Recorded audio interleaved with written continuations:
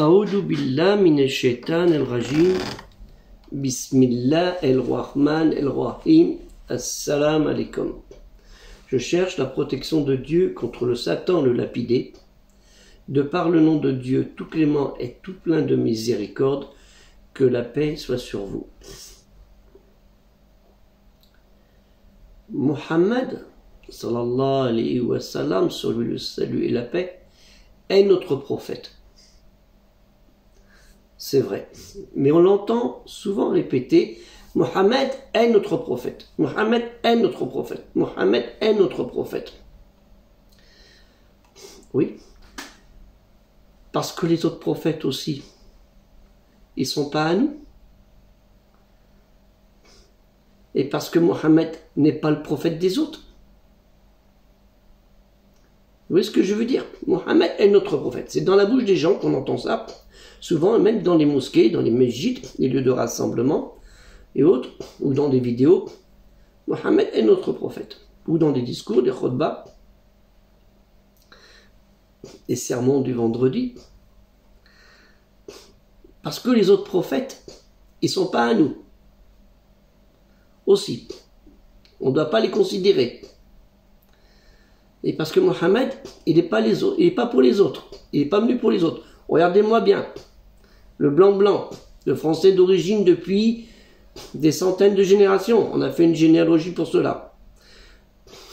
Entendre, converti il y a 40 ans, plus de 40 ans. Converti, c'est un grand mot. Hein. Le judéo-chrétien qui vous parle. L'ancien judéo-chrétien qu'on dit musulman, musulman, obéissant dans l'obédience à Dieu, le seul, l'unique, non engendré, qu'il n'a pas engendré. Entendre de tels mots, cela me chagrine. Et ce me chagrine d'autant plus venant de la part de musulmans, d'où que ça vienne, mais surtout de Français dits devenus convertis à l'islam depuis X années, certains 5 ans, 10 ans, 20 ans, 30 ans, ou plus, je ne sais pas. J'ai l'impression que ces personnes-là, ces Français, ils renient leurs origines, leur identité raciale, ethnique et nationale. Bien que je n'aime pas, j'ai déjà expliqué, que l'individu soit dans l'identitaire nationaliste, racialiste, ethnique, religieusement parlant. Ce qui n'empêche pas de connaître ses origines et d'en être fier, que ce soit partout dans le monde.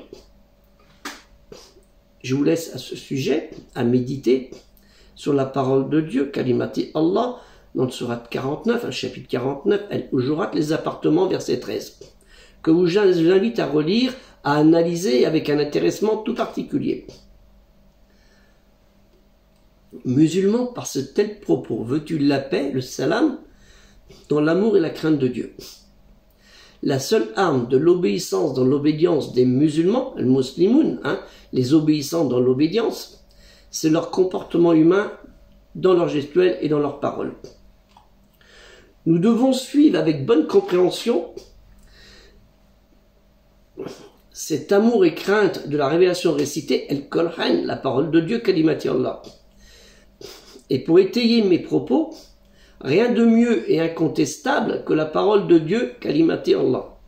Nous trouvons dans le chapitre surat 33, Al-Ahzab, les coalisés, au verset 40, Muhammad n'a jamais été le père de l'un de vos hommes, mais le messager de Dieu et le dernier des prophètes. Dieu est omniscient. Wa kanna Muhammadu abba ahadin min rajilikum walakin rasul allahi wa khattama an-nabiyina wa kanna allahu bi kulli shay'in alim. Et nous retrouvons dans le chapitre 21, sourate 21, Anbiya, les prophètes en question, verset 107. Et c'est Dieu qui parle. Nous ne t'avons envoyé qu'en miséricorde pour l'univers. Il n'a pas dit pour une tribu, pour quelconque, une certaine communauté. Pour l'univers. Ça veut dire la terre, les populations, tout le monde. Et bien plus loin que nous ne savons pas. وَمَا أَرْسَلْنَاكَ إِلَّا رَحْمَةً لِلْعَالَمِينَ. Et Dieu, Allah Ta'ala, dans sa parole, Kalimati Allah, au chapitre 3, surat 3, Ali Imran. Imran, la famille de Amran. Amram. On parle de la famille, des ancêtres de Moïse. Moussa, au verset 144. Mohammed n'est qu'un messager. Des messagers avant lui sont passés. S'il mourrait donc, ou s'il était tué, retourneriez-vous sur vos talons? Quiconque retourne sur ses talons ne nuira en rien à Dieu, et Dieu récompensera bientôt les reconnaissants. Wama Muhammadun illa rasulun kad khallat min qablihi ar-rusulu afayin mata'u kutila ankalabtun alla abkabikum wa man yankalib alla akibahi falan yaddura alla shay'an wa zayyazi Allahu ash-shakirin. Kutila ankalabtum. Excusez-moi, je vais dire le N au lieu du M. Nous devons, avec modestie et intelligence, suivre l'enseignement du dernier des prophètes et non devenir des serviteurs du diable Shaitan, qui peut, parfois par de tels propos, pour certains, on va dire, c'est notre prophète. Bien sûr, on sait que c'est notre prophète. Mais dans quelle idée vous le dites, ce mot-là? C'est le nôtre, mais c'est pas le vôtre. C'est le nôtre, c'est pas le vôtre. Lui qui a envoyé comme miséricorde pour l'humanité. Lui qui a envoyé comme miséricorde pour l'humanité, qui a envoyé pour tout le monde. Et vous, certains, ont dans leur notion de cette expression, sentivant souvent l'intention de dire cela. Et celui qui va recevoir ce message, c'est notre prophète, il a dit. C'est pas le leur. Regardez bien mon visage. Moi, le judéo-chrétien qui suis devenu dans l'obéissance et l'obédience à Dieu et l'islam, musulman, musulman. Donc c'est important de travailler sur ce sujet, sur les paroles. Mohammed, c'est notre prophète, mais il est envoyé pour les autres aussi, parce qu'il est une miséricorde pour toute l'humanité. C'est là qu'il fallait sortir la phrase. Vous voyez ce que je veux dire? C'est très important les propos. Et c'est à cause de ce genre de propos que nous ne sommes pas aimés.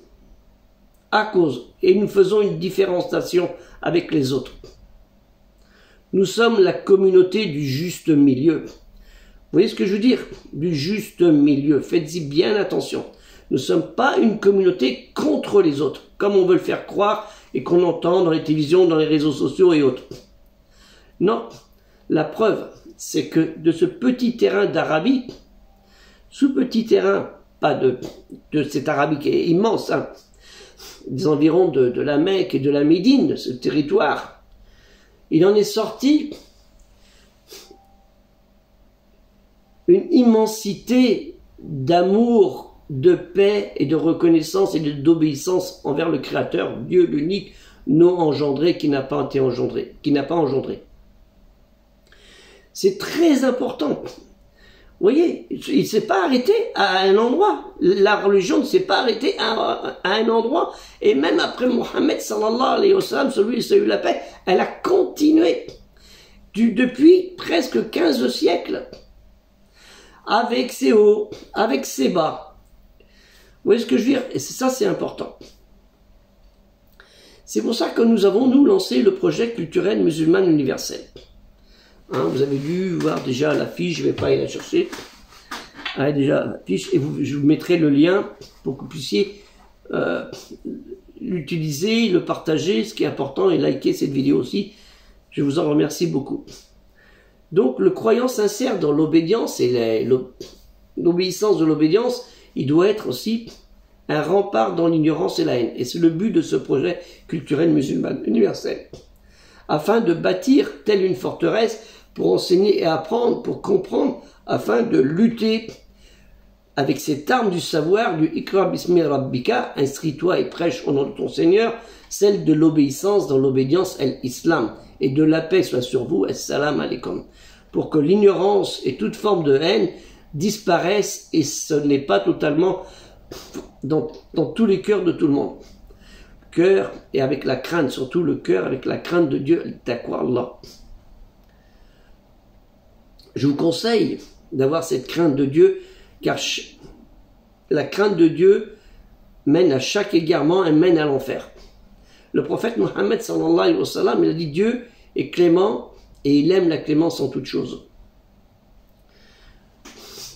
Je vais finir par là, et puis ce qui est très important, surveillez vos paroles, surveillez vos propos, faites attention à vos propos.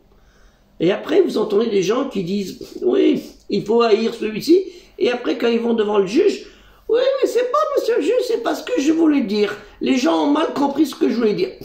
Mais il fallait bien parler au début.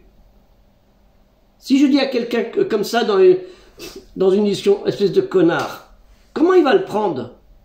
Comment il va le prendre? Moi, je dis connard parce que, pouf, j'ai pas envie d'écouter ce que tu dis.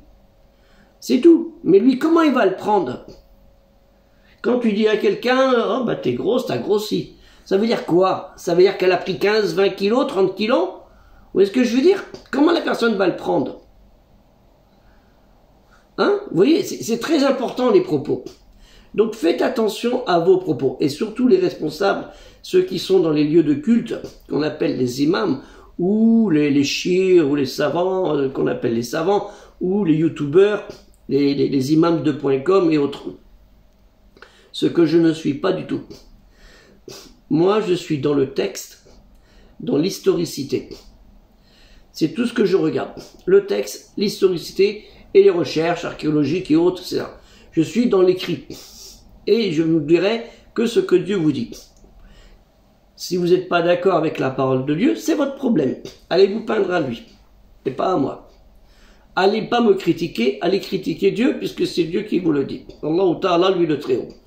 Que la paix soit sur vous. Assalamu alaikum.